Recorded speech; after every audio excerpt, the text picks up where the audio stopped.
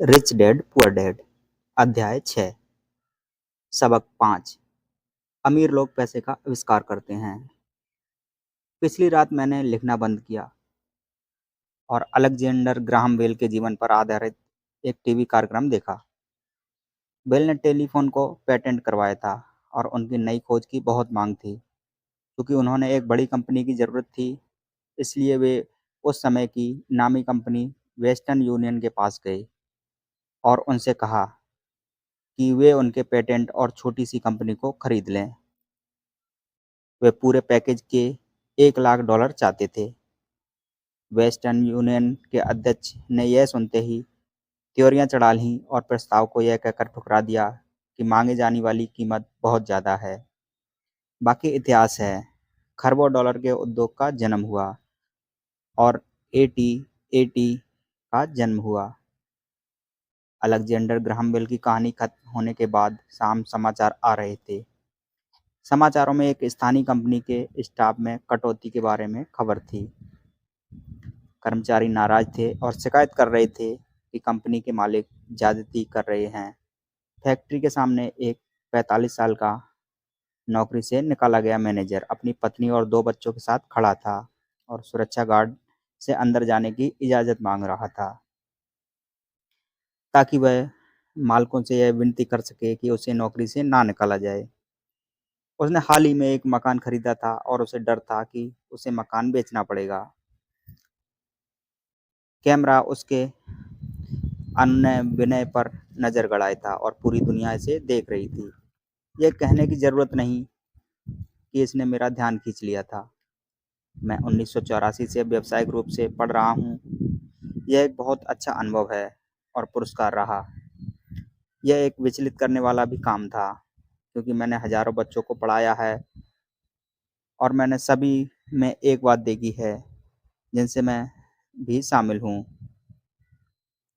हम में से बहुत ज़्यादा संभावनाएं होती हैं और हमें प्रकृति ने बहुत से उपहार दिए होते हैं, परंतु जो चीज़ हमें सभी के पीछे धकेलती है वह खुद के बारे में शंका।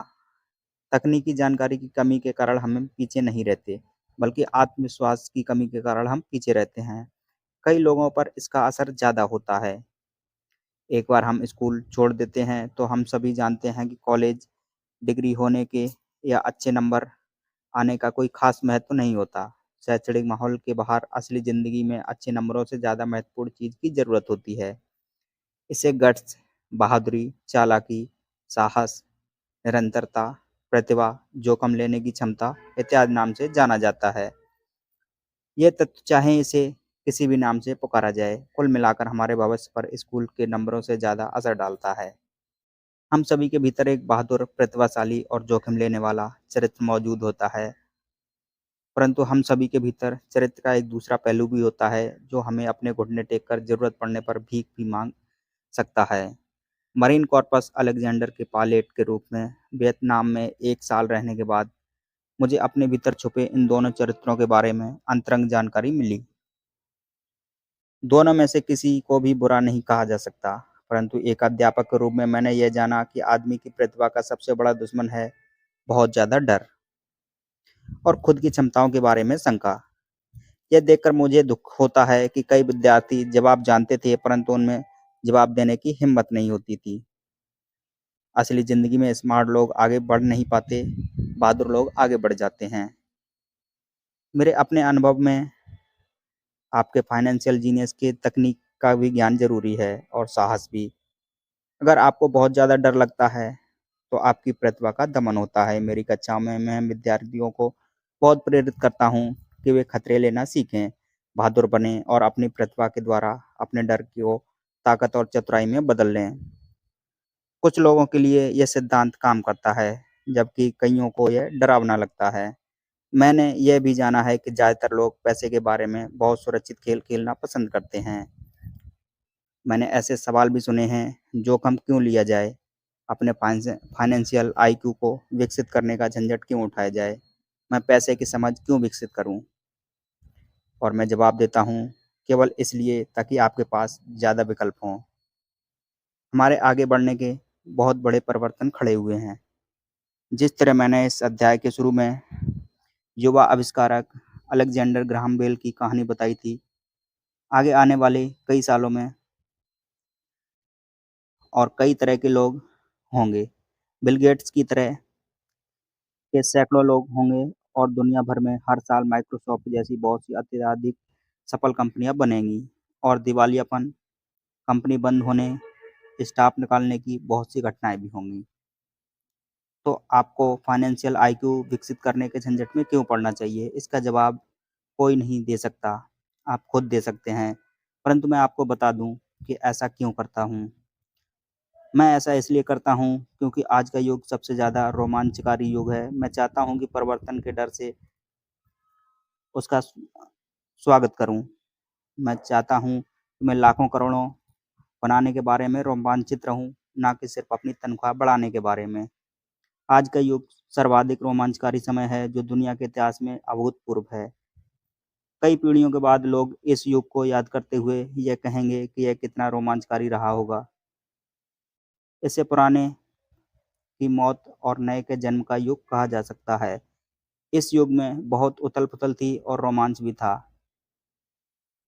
तो अपने फाइनेंशियल आईक्यू को विकसित करने का झंझट क्यों उठाया जाए? क्योंकि अगर आप ऐसा करते हैं तो आप ज़्यादा अमीर हो जाएँगे और अगर आप ऐसा नहीं करते तो आने वाला समय आपके लिए डरावना होगा। उस समय आप बहादुरी से आगे बढ़ने वाले लोगों को सफल होते देखेंगे और पुराने सिद्धांतों से जकड़े हुए लोगों को असफल होते देखेंगे। 300 साल पहले ज़मीन ही संपत्ति थी, इसलिए जिस आदमी के पास ज़मीन थी, उसके पास संपत्ति थी। फिर फैक्ट्रियाँ आईं, उत्पादन शुरू हुआ और अमेरिका ने अपना दबदबा बना लिया। उद्योगपति के पास संपत्ति आ गई। आज सूचना का युग है, इसलिए जिस आदमी के पास जितनी ज़्यादा और जल्दी सूचना आती है, वह अमीर हो जाता है। समस्या यह है कि सूचना दुनिया भर में प्रकाश की गति से उड़ रही है।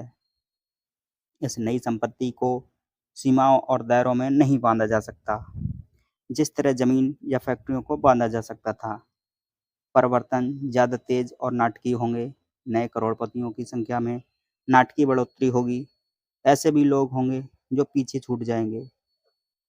आज मैं इतने सारे लोगों को संघर्ष करते देखता हूँ और प्रायः ज़्यादा कड़ी मेहनत करते हुए देखता हूँ।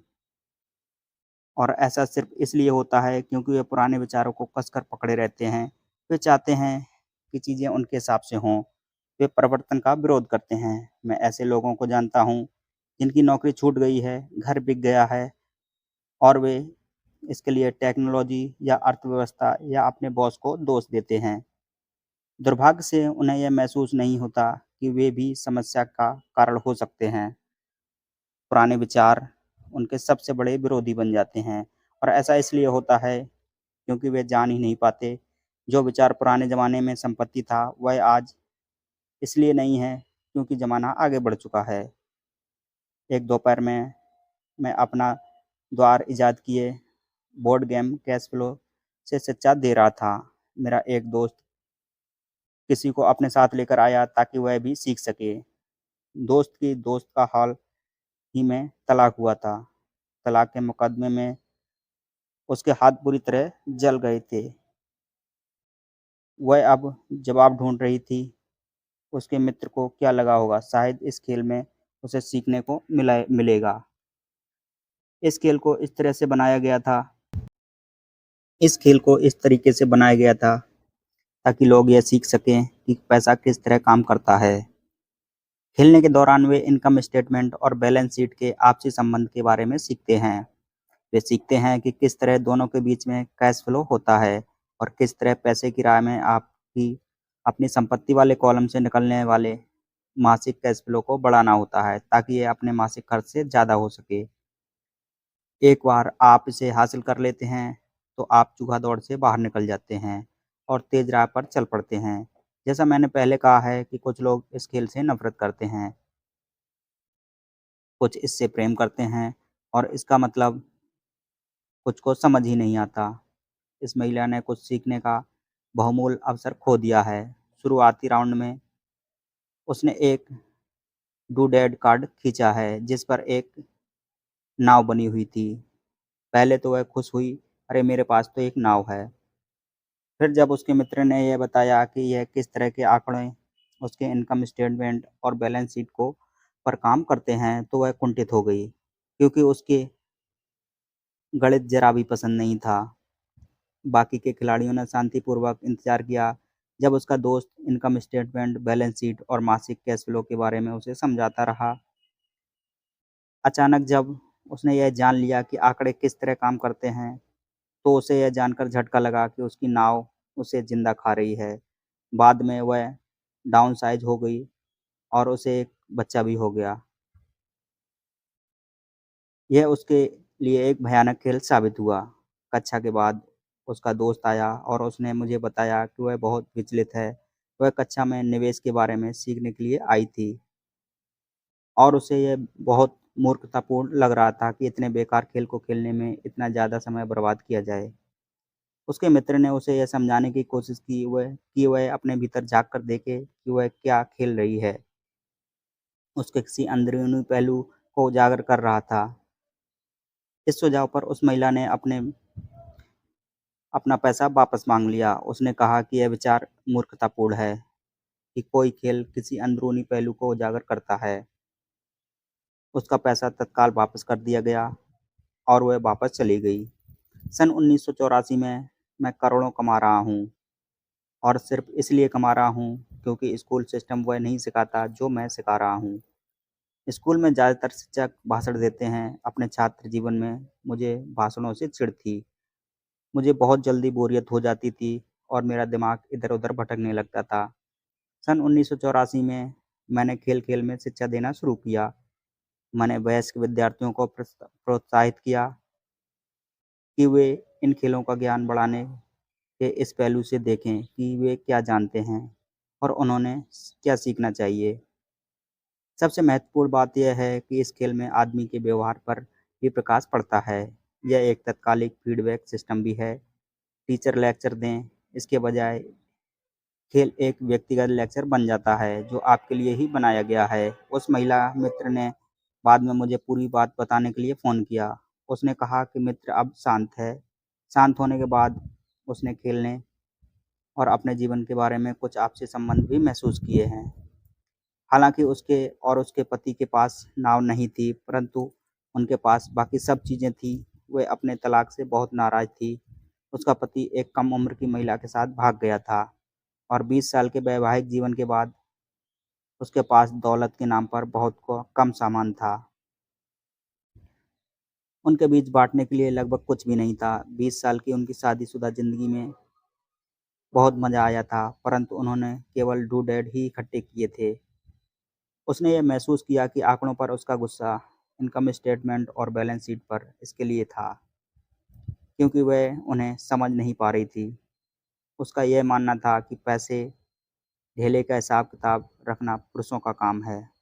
वह घर सँभालती थी और उसका पति पैसों को सँभालता था। उसे अब यह पक्का भरोसा हो चुका था कि उनकी शादी आखिरी 5 सालों में उसके पति ने उससे पैसे छुपाए थे। वह इस बात पर खुद से नाराज़ थी कि उसे यह पता ही नहीं चला कि पैसा कहाँ गया और यह भी पता नहीं चला कि उसका किसी दूसरी औरत के साथ संबंध बन चुका है। बोर्ड गेम की ही तरह दुनिया भी तत्काल फीडबैक देती है। अगर हम ज़्यादा ध्यान दें, तो हम ज़्यादा सीख सकते हैं। कुछ समय पहले की बात है, मैंने अपनी पत्नी से कहा कि धोबी ने मेरे पैंट को सिकोड़ दिया है। मेरी पत्नी धीमे से मुस्कुराई और उसने मेरे पैंट में उँगली रगड़ते हुए मुझे बताया कि पैंट नहीं सिकुड़ा, बल्कि कोई और चीज़ फैल गई है। मैं कैश फ्लो नामक यह चीज़ हर खिलाड़ी को व्यक्तिगत फीड देने के हिसाब से तैयार किया गया है।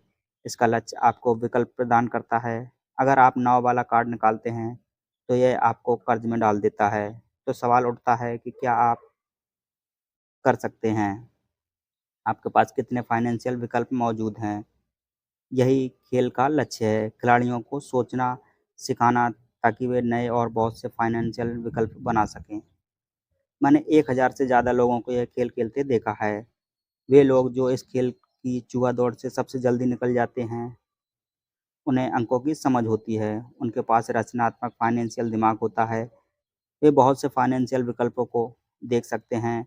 जिन लोगों को सबसे ज़्यादा समय लगता है, वे ऐसे लोग होते हैं जिन्हें अंकों की समझ नहीं होती।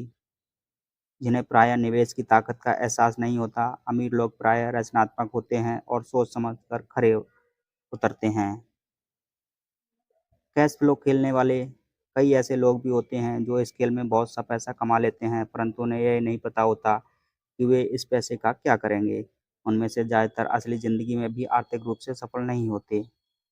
हर कोई उनसे आगे निकल जाता है, इस तथ्य के बजाय कि उनके पास पैसा होता है, और यही असली ज़िंदगी में भी होता है। ऐसे बहुत से लोग हैं जिनके पास बहुत सा पैसा होता है और फिर भी वे आर्थिक रूप से आगे नहीं बढ़ पाते। अपने विकल्पों को सीमित कर लेना पुराने विचारों से चिपके रहने की ही तरह होता है। हाई स्कूल के समय मेरा एक दोस्त अभी 3 नौकरियां कर रहा है।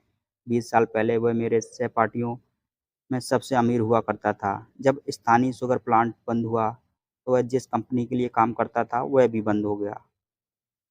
उसके दिमाग में केवल एक विकल्प था, और वह पुराना विकल्प था, कड़ी मेहनत करो। समस्या यह थी कि उसकी कोई बराबरी की नौकरी नहीं मिल पाई, जो पुरानी कंपनी में उसकी वरिष्ठता को माने। इसका परिणाम यह हुआ कि वह अभी जो काम कर रहा था, वह उसकी योग्यता के नीचे काम कर रहा था, और इसके लिए उसकी तनख्वाह कम है। उसे ज़िंदा रहने के लिए जितना पैसा चाहिए, उतना कमाने के लिए उसे 3 नौकरियां करनी पड़ रही थीं। मैंने कैश फ्लो खेलने वाले लोगों को यह शिकायत करते हुए सुना है कि सही मौका देने वाले कार्ड उनके पास नहीं आ रहे, इसलिए वे जहाँ के तहाँ बैठे रहते हैं। मैं ऐसे लोगों को जानता हूँ जो असली ज़िंदगी में भी ऐसा ही करते हैं। वे बैठकर सही मौके का आने का इंतज़ार करते हैं। मैंने लोगों को सही मौके वाले कार्ड का इंतज़ार करते देखा है, और फिर उनके पास पर्याप्त पैसा नहीं होता। फिर वे शिकायत करते रहते हैं कि अगर उनके पास ज़्यादा पैसा होता, तो वे जुआ दौड़ से बाहर निकल सकते थे। इसलिए वे वहीं के वहीं बैठे रहते हैं। मैंने असली ज़िंदगी में भी ऐसे लोगों को जानता हूँ जो यही करते हैं। वे महान अवसर देखते हैं, परंतु उनके पास पैसा नहीं होता, और मैं देखता हूँ कि लोग एक महान अवसर वाले कार्ड को खींचते हैं, उसे ज़ोर से पकड़ते हैं, और उन्हें यह पता नहीं होता कि यह एक महान अवसर है। उनके पास पैसा भी होता है, समय भी सही होता है, कार्ड भी होता है, परंतु वे अवसर को नहीं देख पाते। वे यह देखने में असफल हो जाते हैं कि जुआ दौड़ से बच निकलने का यह किस तरह की उनकी फाइनेंशियल योजना में फिट होता है। और मेरी राय में इस तरह के लोग भी दूसरे सभी तरह के लोगों से ज़्यादा संख्या में होते हैं। ज़्यादातर लोगों को ज़िंदगी में एक बार मिलने वाला सुनहरा अवसर उनके सामने पड़ा हुआ मिलता है, परंतु वे उसे नहीं देख पाते। 1 साल बाद उन्हें इस बात का पता चलता है, जब बाकी लोग सभी अमीर बन जाते हैं। फाइनेंशियल बुद्धि का मतलब है ज़्यादा विकल्प होना। अगर अवसर आपके सामने नहीं आ रहे, तो आप अपनी आर्थिक स्थिति सुधारने के लिए क्या कर सकते हैं? अगर कोई अवसर आपकी गोद में आ रहा है और आपके पास पैसा नहीं है, और बैंक वाले आपको उधार नहीं दे रहे, तो आप अवसर का लाभ कैसे उठा सकते हैं? अगर आपका अनुमान गलत है, और अगर आप जिसकी उम्मीद करते हैं वह नहीं होता, तो आप किस तरह एक नींबू को लाखों में बदल सकते हैं? यही फाइनेंशियल बुद्धि है। क्या होता है इससे हमारा? ज़्यादा सरोकार नहीं, बल्कि आप एक नींबू को लाखों में बदलने के लिए कितने अलग-अलग तरह के आर्थिक समाधान खोज सकते हैं।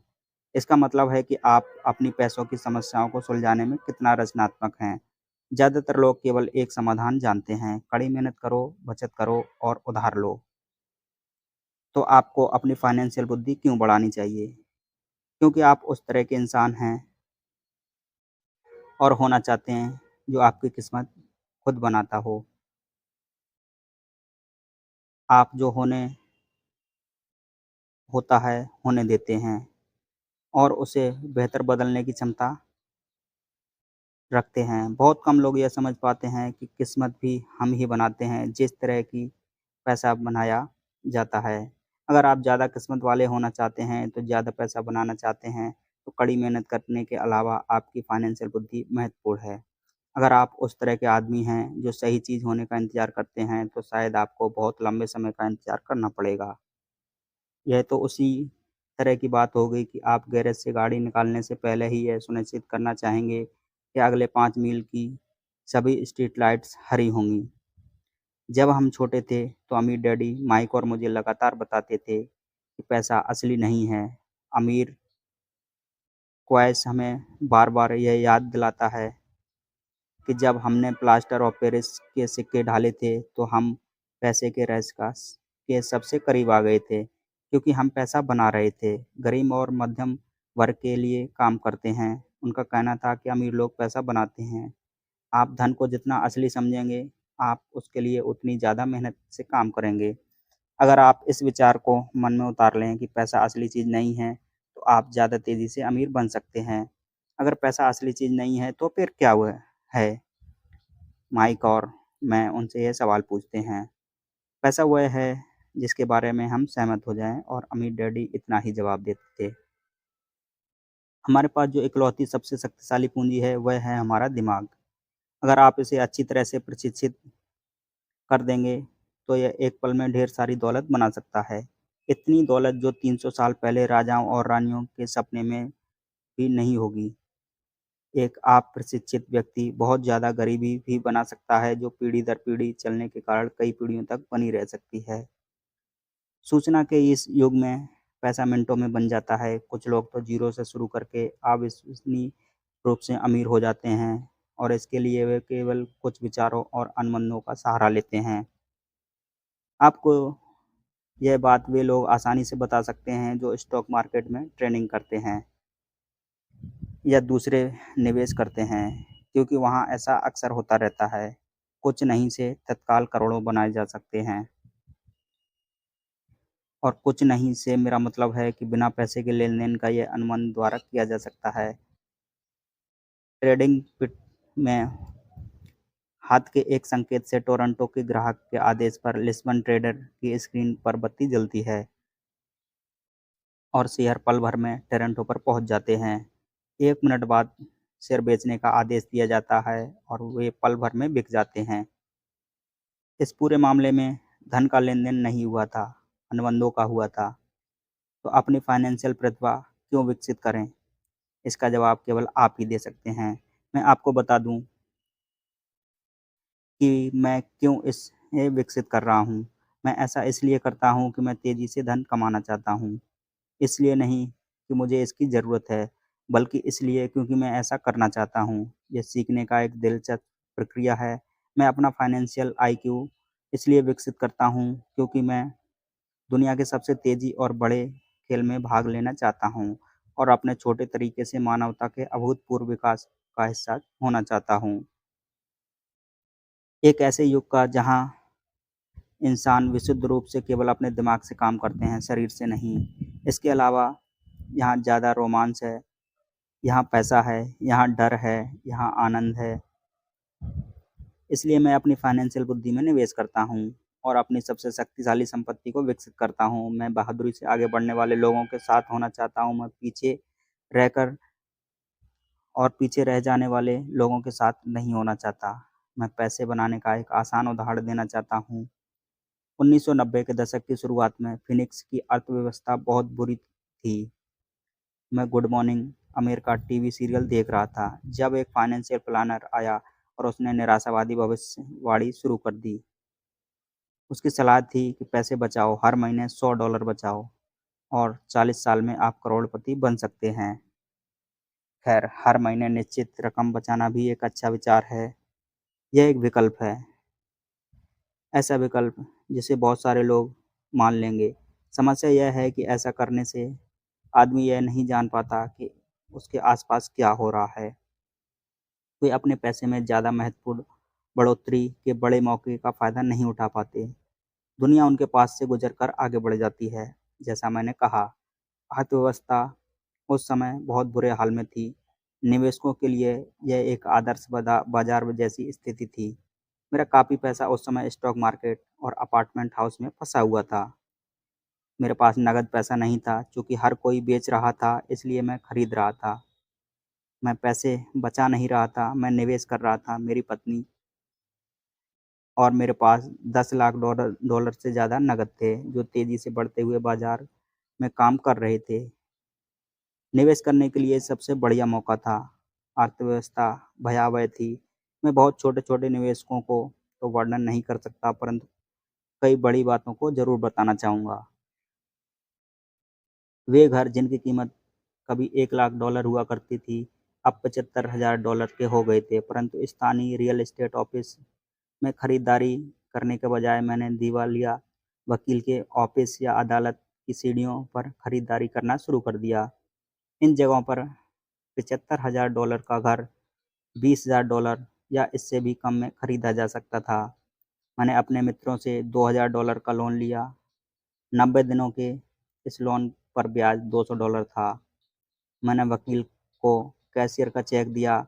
जब अनुबंध की कार्रवाई चल रही थी, तो मैंने अखबार में विज्ञापन दिया कि $75,000 का घर केवल 60,000 में बिकाऊ है और किसी डाउन पेमेंट की ज़रूरत नहीं है।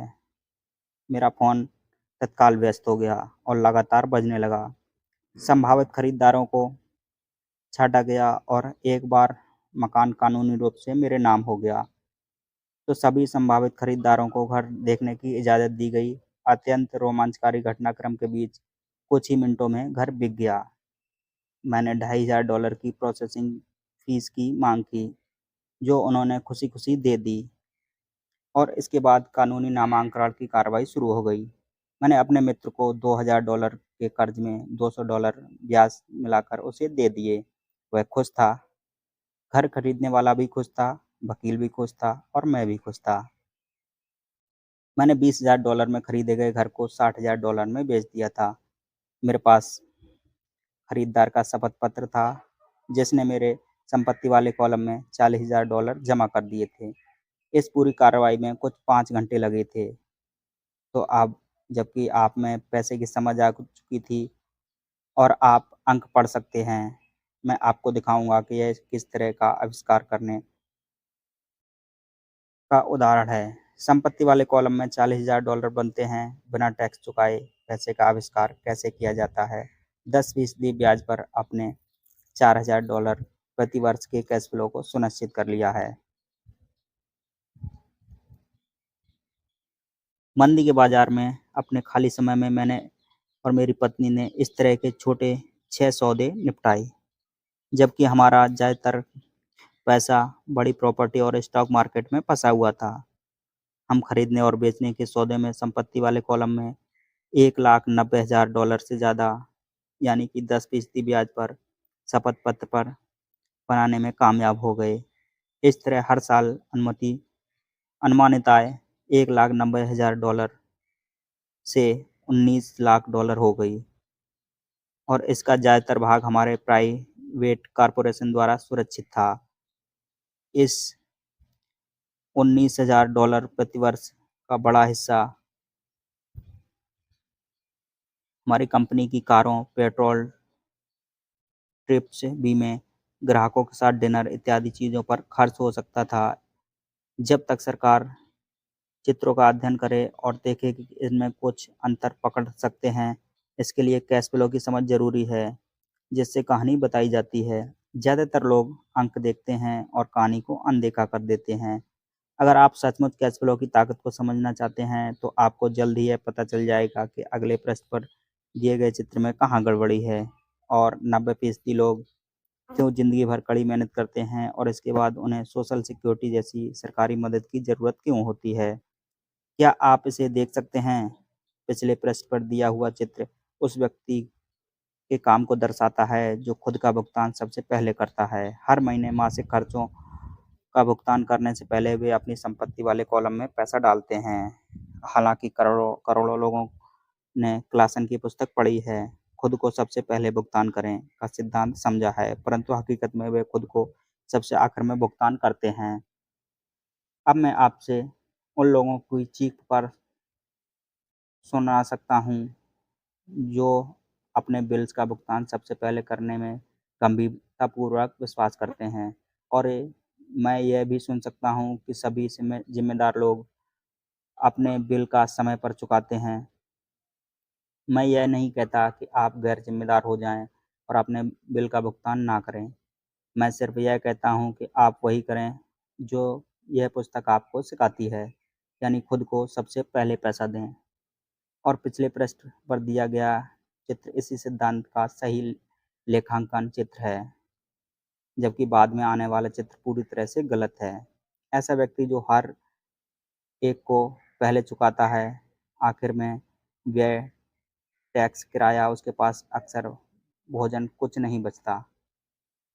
मेरी पत्नी और मेरे पास कई बुककीपर्स, अकाउंट्स और बैंकर हैं, जिन्हें शुरू में हमारे इस खुद को सबसे पहले पैसा दे के सिद्धांत से बहुत समस्या थी। इसका कारण यह है कि फाइनेंशियल प्रोफेशनल भी दरअसल वही करते हैं जिनका जो कि जानते हैं, यानी खुद को आखिर में पैसा देते हैं। वे बाकी लोगों को सबसे पहले पैसा देते हैं। मेरे जीवन में ऐसे महीने भी आए हैं जब किन्हीं कारणों से मेरा कैश फ्लो मेरे बिल से काफ़ी कम रहा। फिर भी मैंने खुद को ही पैसा दिया। मुझसे लोग पूछते हैं कि क्या होगा अगर कोई व्यक्ति पैसे नहीं चुकाए? ऐसा होता है और यह एक अच्छी खबर है। 1994 से 1997 तक फ़िनिक्स रियल एस्टेट बाज़ार देश में सबसे ज़्यादा गर्म साबित हुआ। उस $60,000 के घर को दोबारा $70,000 में बेचा गया और एक बार फिर से मैंने उसे $2,500 प्रोसेसिंग फ़ीस के रूप में वसूल किए जा सकते हैं। नए खरीदार के लिए यह मुफ्त का सौदा होगा और यह प्रक्रिया चलती रहती है। जब मैंने पहली बार बेचा था, तो मैंने केवल $2,000 खर्च किए थे। तकनीकी दृष्टि से इस सौदे में मेरा एक भी पैसा खर्च नहीं हुआ था। निवेश पर मेरी वसूली अनंत थी। यह एक उदाहरण है कि पैसा पास में नहीं होने से भी बहुत सा पैसा कमाया जा सकता है। दूसरे सौदे में दोबारा बेचे जाने पर मैं $2,000 की अपनी जेब में डालता हूँ और लोन को 30 साल के लिए फिर से बढ़ा देता हूँ। निवेश पर मेरी वापसी क्या होगी अगर मैं बिना पैसे के पैसे बनाता हूँ? मैं नहीं जानता, परंतु यह $100 हर महीने बचाने से बेहतर होगी। $100 हर महीने दरअसल $150 प्रतिमाह की रकम है, क्योंकि 40 साल तक इस पर 5% टैक्स लग चुका है और एक बार फिर आप 5% टैक्स लगता है। यह करना बहुत बुद्धिमानी की बात नहीं है और यह सुरक्षित हो सकता है, परंतु स्मार्ट नहीं। आज 1997 में जब यह पुस्तक लिख रहा हूँ, तो बाजार की स्थितियाँ 5 साल पहले की स्थिति से पूरी तरह अलग हैं। फिनिक्स का रियल एस्टेट बाजार पूरे अमेरिका की ईर्ष्या का केंद्र बना हुआ है। जो घर उस समय हमने $60,000 में बेचे थे, आज उनकी कीमत $1,10,000 हो चुकी है। अब भी ऐसे मौके हैं, परंतु अब उनकी खोज करने में मुझे बहुत सा समय और पैसा खर्च करना पड़ेगा। वे दुर्लभ हैं, परंतु आज हज़ारों खरीदार इन सौदों की तलाश में भटक रहे हैं और बहुत कम समझदारी भरे मौके मौजूद हैं। बाजार बार-बार बदल रहा है। यह आगे बढ़ने का समय है और संपत्ति वाले कॉलम में दूसरे मौके ढूँढने का समय है। आप यहाँ ऐसा नहीं कर सकते, यह कानून के खिलाफ है। आप झूठ बोल रहे हैं। मैं इस तरह की प्रतिक्रियाओं को ज़्यादा सुनता हूँ। और क्या आप मुझे ऐसा करने का तरीका बता सकते हैं? ये आग्रह कम सुनता हूँ। गणित आसान है, आपको इसमें बीजगणित या कैलकुलेटर की ज़रूरत नहीं है। मैं ज़्यादा इसलिए नहीं लिखता क्योंकि एस्को कंपनी कानूनी सौदों को संभालती है और भुगतान की सेवा को भी। मुझे छत ठीक करवाने या टॉयलेट ठीक करने का झंझट भी नहीं उठाना पड़ता, क्योंकि यह काम घर के मालिक का है। यह उसका घर है। कभी-कभार कोई पैसा नहीं चुकाता और यह अच्छा भी होता है, क्योंकि उसमें विलम्ब शुल्क मिलता है या वे घर छोड़कर चले जाते हैं और प्रॉपर्टी एक बार फिर से बेच दी जाती है। कोर्ट सिस्टम यह सब सँभाल लेता है और हो सकता है कि आपके इलाके में ना काम करे।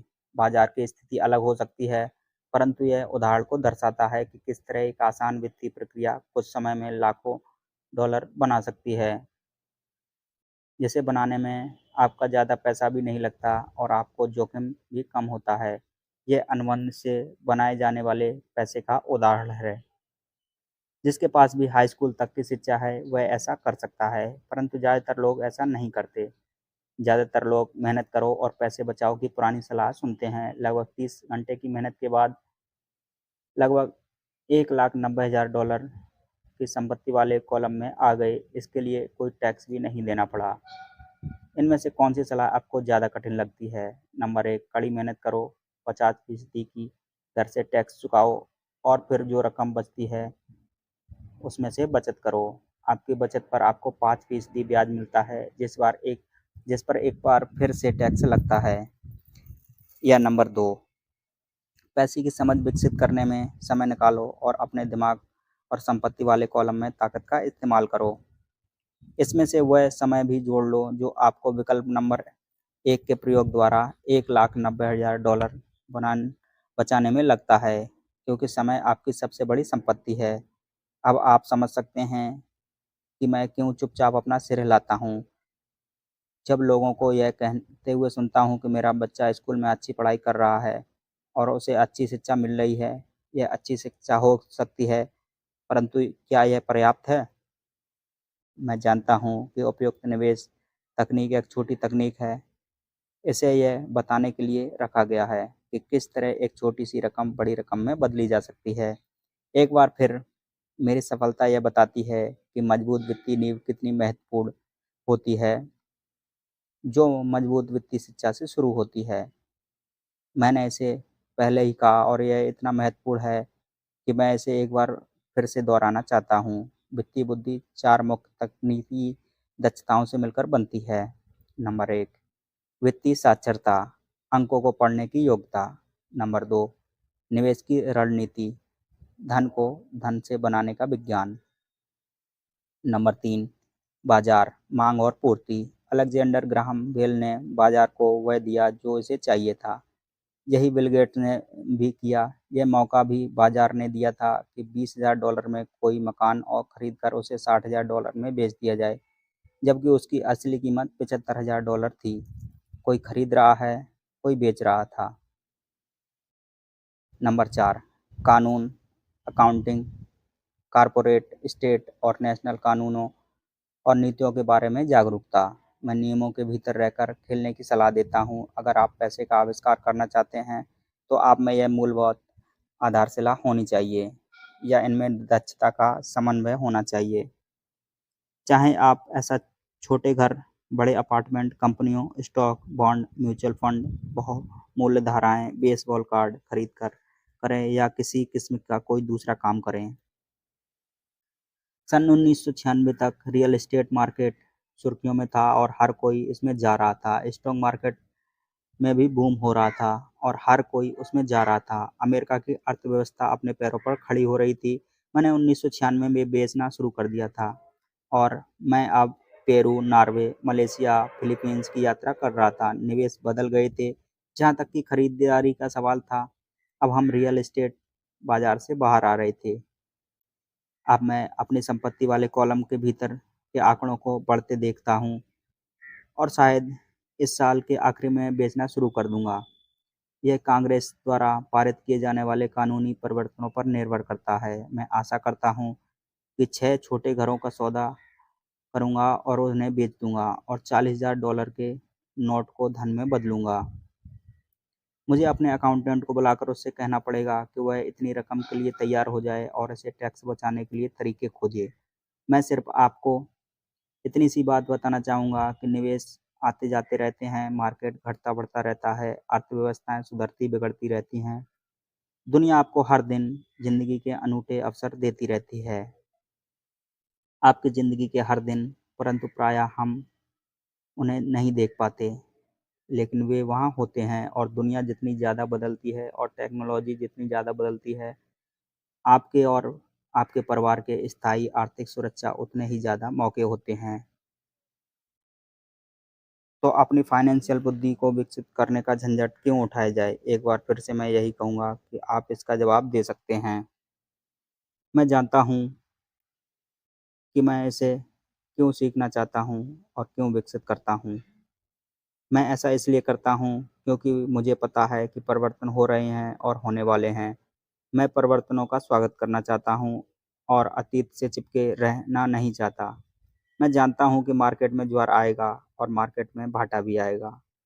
मैं लगातार अपनी फाइनेंशियल बुद्धि को विकसित करना चाहता हूँ क्योंकि मार्केट में हर परिवर्तन पर कुछ लोग अपनी नौकरियों के लिए अपने घुटने टेक कर भीख मांगेंगे। इसी समय कई लोग दूसरे लोग जिंदगी द्वारा दिए गए नियमों को लेकर उन्हें करोड़ों में बदल लेंगे। और हमें यह नहीं भूलना चाहिए कि हमें कभी-कभार ज़िंदगी नींबू देती है, यह फाइनेंशियल बुद्धि है। मुझसे अक्सर पूछा जाता है कि मैंने नींबुओं को किस तरह करोड़ों में बदला है। व्यक्तिगत रूप से मैं व्यक्तिगत निवेशों में कई और उदाहरण देने में झिझकता हूँ।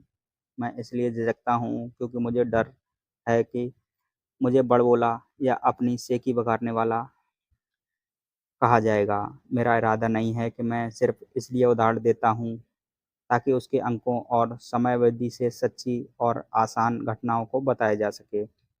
मैं उदाहरण इसलिए देता हूँ ताकि आपको यह बता सकूँ कि यह आसान है, यह ज़्यादा आसान है। अगर आप फाइनेंशियल बुद्धि के 4 स्तंभों को जानकर व्यक्तिगत रूप से फाइनेंशियल बुद्धि के 2 मुख्य साधनों का इस्तेमाल करते हैं, तो रियल एस्टेट और छोटे स्टॉक में रियल एस्टेट को अपनी नींव की तरह इस्तेमाल किया जा सकता है। हर दिन मेरी प्रॉपर्टी कैश फ्लो प्रदान करती है और उनका मूल्य बढ़ता जाता है। छोटी पूंजी के स्टॉक को तेज़ी से बढ़ोतरी के लिए इस्तेमाल किया जा सकता है। मैं अपने द्वारा की गई हर चीज़ की अनुशंसा नहीं करता, केवल उदाहरण और उदाहरण ही है। अगर अवसर बहुत जटिल है और मैं निवेश को नहीं समझ पाता हूँ, तो मैं निवेश नहीं करता हूँ। पैसे के बारे में निर्णय लेने में हमें केवल साधारण व्यक्ति और साधारण गणित और कॉमन सेंस की ज़रूरत होती है। उदाहरणों के प्रयोग में निम्न 5 कारणों से किया जाता है। नंबर 1, लोगों को ज़्यादा सीखने के लिए प्रेरित करने के लिए। नंबर 2, लोगों को ये बताने के लिए अगर नींव मजबूत हो तो पैसे का महल बनाना आसान होता है। नंबर 3, यह बताने के लिए कोई भी ढेर सारा पैसा बना सकता है। नंबर 4, यह दिखाने के लिए कि आपके लक्ष्यों को हासिल करने में के करोड़ों तरीके हैं। नंबर 5, यह बताने के लिए कि यह कोई रॉकेट विज्ञान नहीं है। सन 1989 में मैं ओरेगॉन के पोर्टलैंड के एक खूबसूरत जगह पर जॉगिंग किया करता था। यह एक उपनगर था जहाँ छोटे-छोटे घर बने हुए थे। वे छोटे और सुंदर थे। हर कहीं मुझे बिकाऊ है के बोर्ड दिखते थे। मैं टिम्बर मार्केट का बुरा हाल था। स्टॉक मार्केट में क्रैश हुआ और अर्थव्यवस्था में मंदी थी। एक सड़क सड़क पर मैंने बिकाऊ है का बोर्ड देखा जहाँ पे काफ़ी समय से और लंबे समय से लिखा हुआ था। यह पुराना दिख रहा था। एक दिन मैं इसके पास जॉगिंग करते समय मेरी मुलाकात इसके मालिक से हो गई जो परेशान दिख रहा था। मैंने पूछा, आपने अपने घर की कीमत क्या लगाई है? मालिक घूमा और कमज़ोर मुस्कुराहट के साथ कहा कि आप कीमत लगा लें। यह 1 साल से ज़्यादा समय से बिकाऊ है और कोई अभी तक इसे देखने वाला नहीं आया। मैं इसे देखता हूँ, मैंने कहा, और आधे घंटे बाद मैंने इसे $20,000 में खरीद लिया। इसके द्वारा मांगी गई कीमत से कम थी। यह 2 बेडरूम का छोटा सुंदर घर था जिसकी खिड़कियाँ पर जिंजरबरेड का ट्रिम था। यह 1930 में बना था। इसका रंग हल्का नीला था। अंदर एक सुंदर चट्टानी अंगीठी थी। छोटे-छोटे 2 बेडरूम थे। ये किराए पर देने के लिए एक आदर्श घर था। मैंने मालिक को $45,000 के घर के लिए $5,000 नकद दिए, जिसकी असली कीमत $65,000 थी। परंतु दिक्कत सिर्फ इतनी थी कि इसे कोई खरीदना नहीं चाह रहा था। मालिक ने 1 हफ्ते में इसे खाली कर दिया और वह इससे पीछा छुड़ाकर खुश हुआ। मेरा पहला किराएदार वहाँ आया जो एक स्थानीय कॉलेज में प्रोफेसर था। मॉर्टगेज, खर्च और मैनेजमेंट फीस चुकाने के बाद हर महीने आखिर में मेरी जेब में $40 आ जाते थे, जो बहुत बड़ी रकम नहीं थी। 1 साल बाद ओरेगॉन का रियल एस्टेट बाजार में मंदी से उभर आया और बढ़ने लगा। कैलिफोर्निया के निवेशकों के पास अपने रियल एस्टेट मार्केट में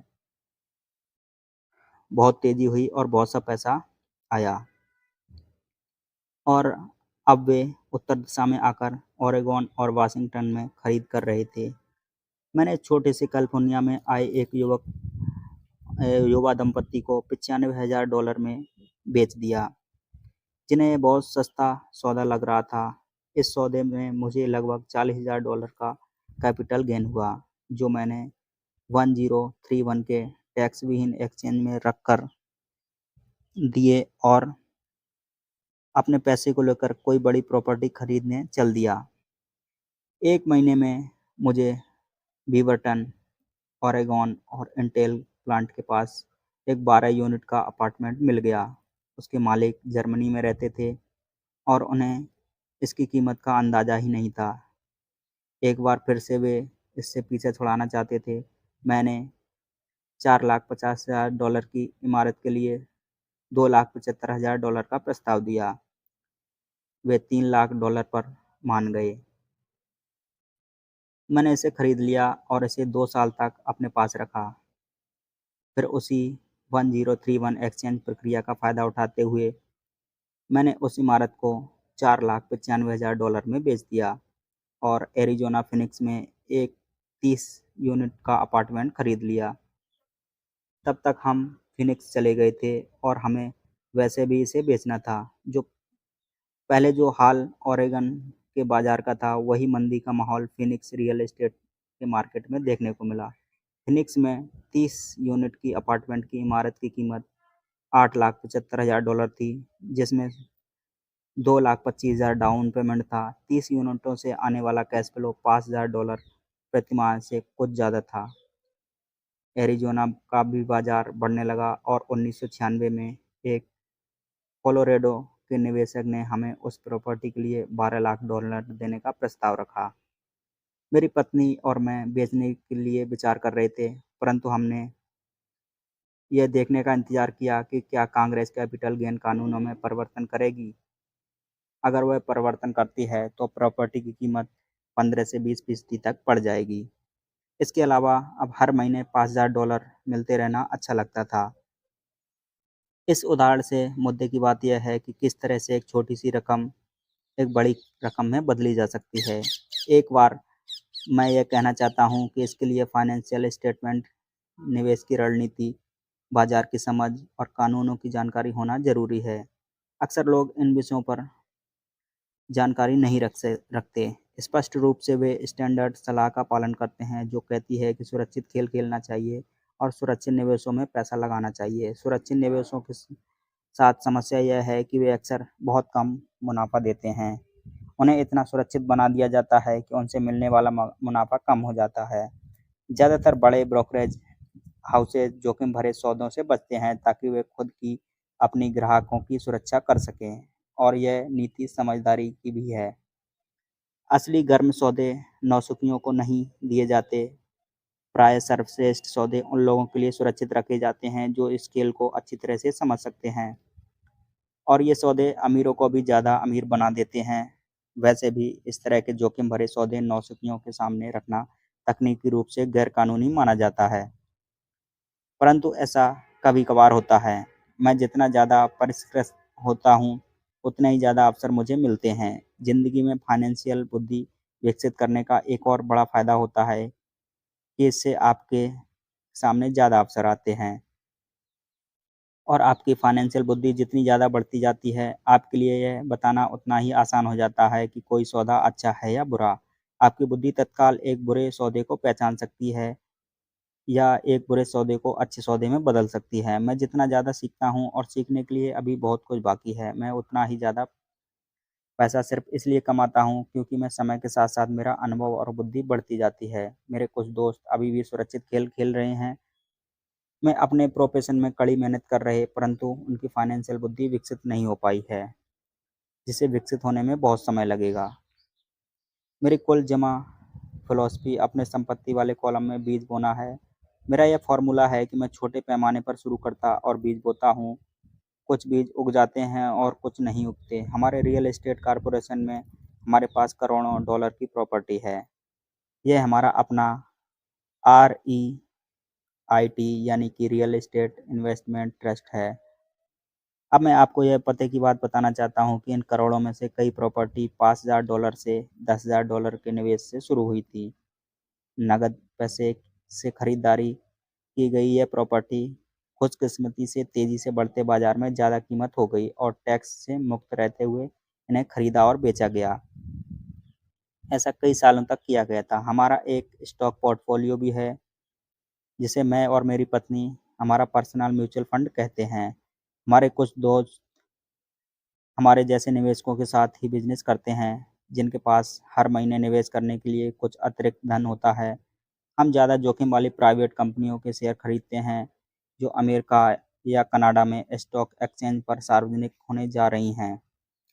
कितनी तेजी से धन बढ़ता है, इसका उदाहरण इस तरह से देखें। हमने कंपनी के सार्वजनिक होने से पहले 25 सेंट प्रति शेयर की दर से 1 लाख शेयर खरीदे हैं। 6 महीने बाद जब कंपनी शेयर बाजार में दर्ज हो गई तो उसके शेयर भाव $2 प्रति शेयर हो गया। अगर कंपनी का प्रबंधन अच्छा हो तो कीमतें बढ़ती रहेंगी और स्टॉक $20 प्रति शेयर या इससे भी ज़्यादा हो सकता है। ऐसे भी कई वर्ष रहे जब हमारे पास $25,000 एक साल से भी कम समय में $10 लाख बन गए। यह जुआ नहीं है। अगर आप जानते हैं कि आप क्या कर रहे हैं, यह जुआ है। अगर आप सौदे में अपना पैसा फेंक रहे हैं और जोखिम और भगवान से सफल होने की दुआ कर रहे हैं, तो आपको अपने तकनीकी ज्ञान और बुद्धि और खेलने की प्रति प्रेम की ज़रूरत होगी, ताकि जोखिम कम रहे। और वैसे जोखिम तो होता ही है। यह फाइनेंशियल बुद्धि होती है जिससे आपकी सफलता के अवसर बढ़ जाते हैं। इसी कारण जो चीज़ एकदम आदमी के लिए जोखिम भरी होती है, वह दूसरे आदमी के लिए उतनी ही जोखिम भरी नहीं होती। यही वह मूल कारण है जिसकी वजह से लोगों को लगातार प्रेरित करता हूँ कि वे स्टॉक, रियल एस्टेट या दूसरे बाज़ारों में निवेश करें और बजाय इसके फाइनेंशियल बुद्धि में निवेश करें।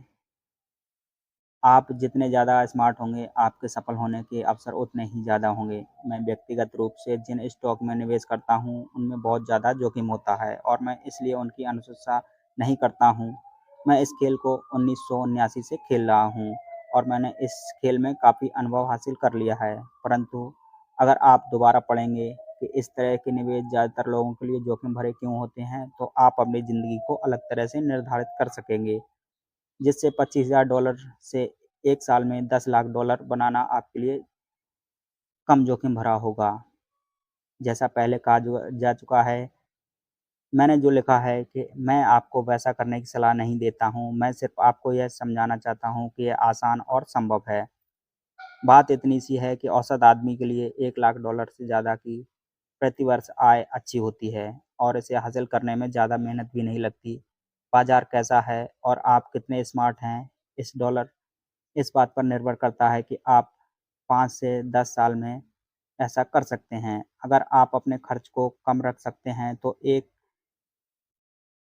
लाख की अतिरिक्त आय आपको सुखद लगेगी, चाहे आप कमा रहे हों या नहीं। आप चाहें तो काम कर सकते हैं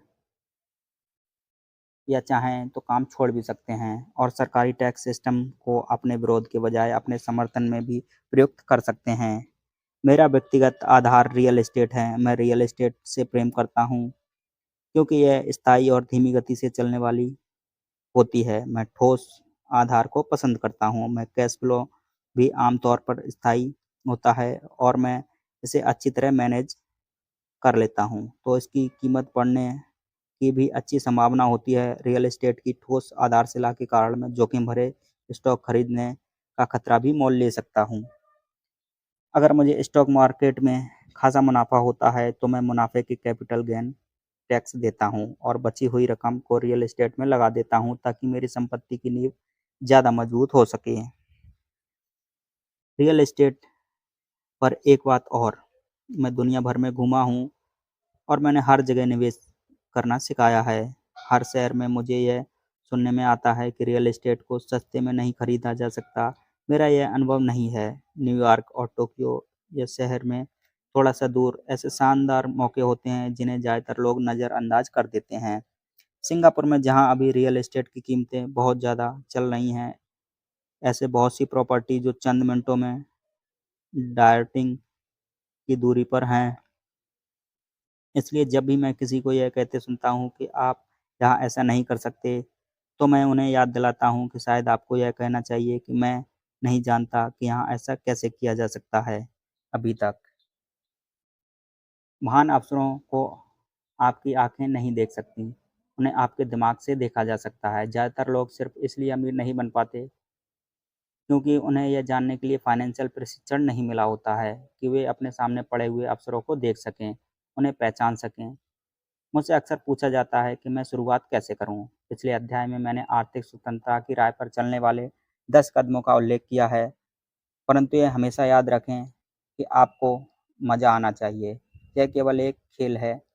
कई बार आप जीत जाते हैं, कई बार आपको अनुभव मिलता है, परंतु हमेशा आनंद लें। ज़्यादातर लोग कभी नहीं जीत पाते क्योंकि उनको यह डर रहता है। इसलिए मुझे स्कूल मूर्खतापूर्ण लगता है। स्कूल में हम सीखते हैं कि गलतियाँ बुरी बात होती है और गलतियाँ करने में के लिए हमें सज़ा भी दी जाती है। परंतु अगर हम इंसानों की सीखने की प्रक्रिया पर नज़र डालें, तो हम पाएंगे कि इंसान गलतियाँ करके ही सीखते हैं। हम गिर गिर कर ही चलना सीखते हैं। अगर हम कभी नहीं गिरते तो हम कभी नहीं चल पाएंगे। यही मोटरसाइकिल चलाने के बारे में भी सही है। मेरे घुटने पर अब भी चोट के निशान हैं, परंतु आज मैं बिना सोचे मोटरसाइकिल चलाता हूँ। यही अमीर बनने के बारे में भी सही है। दुर्भाग्य से ज़्यादातर लोगों के अमीर ना बन पाने के मुख्य कारण वे हैं कि वे हारने से डरते हैं। जीतने वाले हारने से कभी नहीं डरते, परंतु हारने वाले डरते हैं। सफलता की प्रक्रिया का एक भाग असफलता भी है। जो लोग असफलता से बचते हैं, सफलता उनसे बचती है। मैं पैसे कमाने को टेनिस खेल की तरह मानता हूँ। मैं मेहनत से खेलता हूँ, गलतियाँ करता हूँ, गलतियाँ सुधारता हूँ और ज़्यादा गलतियाँ करता हूँ और सुधारता हूँ और इस तरह मेरा खेल सुधरता जाता है। अगर मैं खेल में हार जाता हूँ, तो मैं नेट के पास जाकर अपने विरोधी से हाथ मिलाता हूँ, मुस्कुराता हूँ और कहता हूँ, अगले शनिवार को फिर मिलेंगे। निवेशक 2 तरह के होते हैं। नंबर 1, पहले और सबसे आम तरह के निवेशक वे लोग होते हैं जो एक पैकेज में निवेश करते हैं। वे रियल आउटलेट में फ़ोन करते हैं, जो एक रियल एस्टेट कंपनी या स्टॉक ब्रोकर या फाइनेंशियल प्लानर, और फिर वे कुछ खरीदते हैं। यह एक mutual fund, RI, IT, stock या बॉन्ड हो सकता है। यह निवेश एक अच्छा, साफ-सुथरा और आसान तरीका है। यह उसी तरह की खुरदरी हो जाएगी जैसे कोई ग्राहक कंप्यूटर स्टोर में जाकर शेल्फ पर रखे कंप्यूटर को खरीद ले। नंबर 2, दूसरी तरह के निवेशक वे होते हैं जो निवेशक को बनाते हैं। इस तरह के निवेशक आमतौर पर सौदों को असेंबल करते हैं, जिस तरह कंप्यूटर इंजीनियर कंप्यूटर के पुर्जों को असेंबल करते हैं।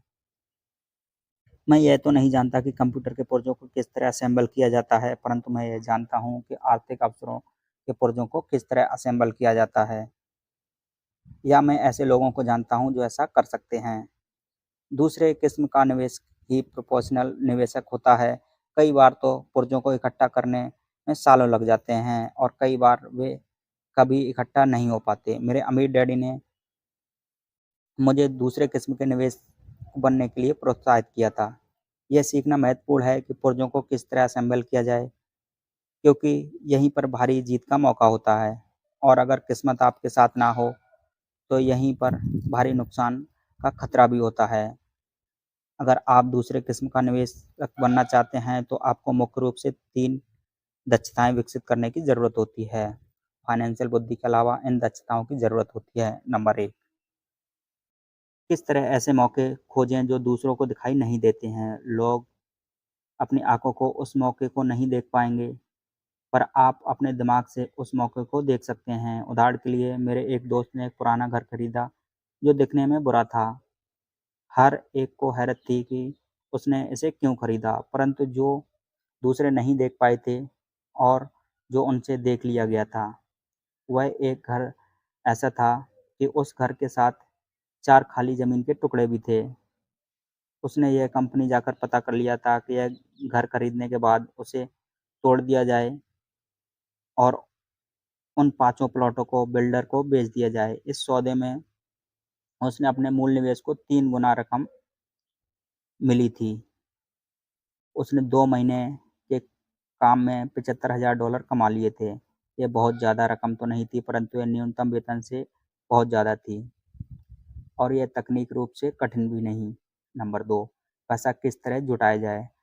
औसत आदमी बैंक जाता है, परंतु दूसरे किस्म के निवेशक को यह पता होना है कि पूँजी किस तरह जुटाई जाए और बिना बैंक जाए किन तरीकों से पैसा जुटाया जा सकता है। मैंने यह सीखा कि बिना बैंक की मदद लिए घर कैसे खरीद सकते हैं। घर खरीदना महत्वपूर्ण नहीं, परंतु पैसा इकट्ठा करना महत्वपूर्ण कला है। अक्सर मैं लोगों को यह कहते सुनता हूँ, बैंक मुझे कर्ज नहीं दे रही है या मेरे पास इसे खरीदने के लिए पैसे नहीं हैं। अगर आप दूसरे किस्म के निवेशक बनना चाहते हैं, तो आपको यह सीखने की ज़रूरत है, क्योंकि इसी कारण ज़्यादातर लोगों की योजनाएँ ठप हो जाती हैं। दूसरे शब्दों में, ज़्यादातर लोग सिर्फ़ इसलिए सौदे नहीं कर पाते, क्योंकि उनके पास पैसा नहीं होता है। अगर आप इस बाधा को पार कर सकते हैं, तो आप ऐसे लोगों से मीलों आगे होंगे, जिन्होंने इन दक्षताओं को नहीं सीखा है। ऐसे कई मौके आए हैं जब मैंने घर या स्टॉक या अपार्टमेंट बिल्डिंग को खरीदा है, जबकि मेरी बैंक में एक भी पाई नहीं थी। मैंने एक अपार्टमेंट हाउस को 12 लाख में खरीदा। मैंने इसके लिए एक अनुबंध किया, जो खरीदार और बेचने वाले के बीच में लिखित अनुबंध था। फिर मैंने $1 लाख का डिपॉजिट इकट्ठा किया, जिससे मुझे बाकी पैसे जुटाने के लिए 90 दिन की मोहलत मिल गई। मैंने ऐसा क्यों किया? क्योंकि मैं जानता था इसकी असली कीमत $20 लाख थी। मैंने इस पैसे को कभी नहीं जुटाया। इसके बजाय जिस आदमी ने मुझे $1 लाख दिए थे, उसने मुझे $50,000 दिए, ताकि वह मेरी जगह पर आ जाए, और इस तरह वह मेरी जगह पर आ गया और उस निवेश से बाहर निकल गया। और इस काम में मेरे कुल जमा 3 दिन लगे। एक बार फिर मैं यह कहना चाहता हूँ कि आप क्या खरीदते हैं, यह महत्वपूर्ण नहीं है। महत्वपूर्ण यह है कि आप कितना जानते हैं। निवेश करना, खरीदना, यह एक ज्ञान है। नंबर 3, किस तरह स्मार्ट लोगों को संगठित किया जाए। ऐसे लोग समझदार होते हैं, जो या तो अपने आप से ज़्यादा समझदार लोगों के लिए के साथ काम करते हैं, या उन्हें काम पर रखते हैं। जब भी आपको सलाह की ज़रूरत हो, तो यह सुनिश्चित कर लें कि आपका सलाहकार समझदार हो। सीखने के लिए बहुत कुछ है, परंतु इसे पुरस्कार भी मिल बहुत कीमती हो सकते हैं। अगर आप इन दक्षताओं को नहीं सीखना चाहते, तो आपको पहली किस्म का निवेशक बनने की सलाह दी जाती है। आप जो जानते हैं, वही आपकी सबसे बड़ी पूँजी है। आप जो नहीं जानते हैं, वही आपका सबसे बड़ा जोखिम है। जोखिम तो हमेशा रहता ही है, इसलिए इससे बचने के बजाय इसे मैनेज करना सीखें। धन्यवाद।